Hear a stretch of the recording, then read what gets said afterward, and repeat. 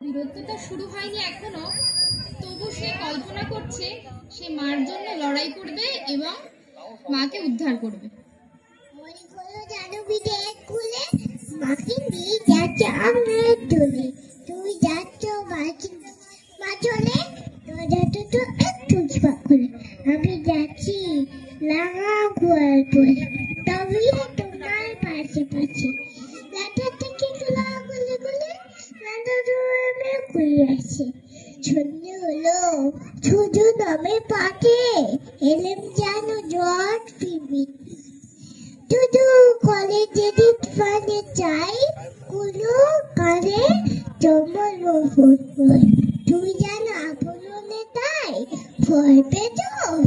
ভাবছো এরম কথা আমি বলছি ভয় করো না মাগো।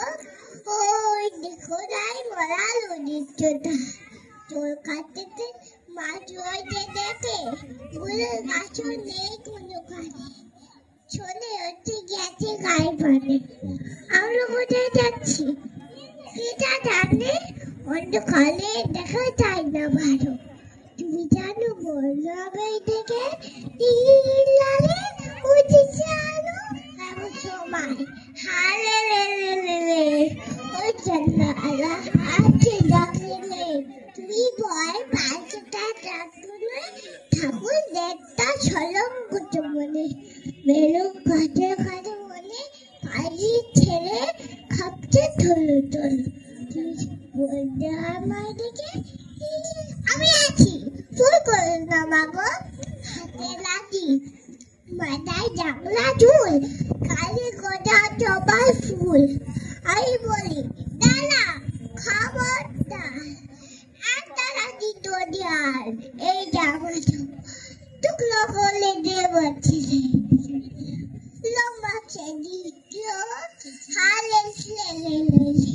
তুই বললে যাস না কুকালে আমি বলি দেখো না চুপ করলে থাকছো ছড়ি বাজে কি বলো মানে তোমার গায়ে দেবে কাটা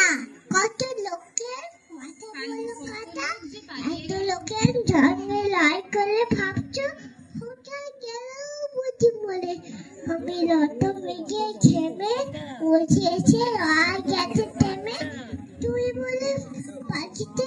নেমে চুমুকে নিচে আমায় দিলে ফাঁকে খোকা কি দুটা চোখ সত্যতা না বলে লোন কত কি ঘটে যাহা তাহা এমন কেন সত্যি হয় না আহা, ঠিক যেন এক গল্প হতো তবে শুনতো যারা অবাক হতো সবে। দাদা বলতো কেমন করে হবে, খোকার গায়ে এত কি জোর আছে, পাড়ার লোকে সবাই বলতো শুনে পা ভাগ্যে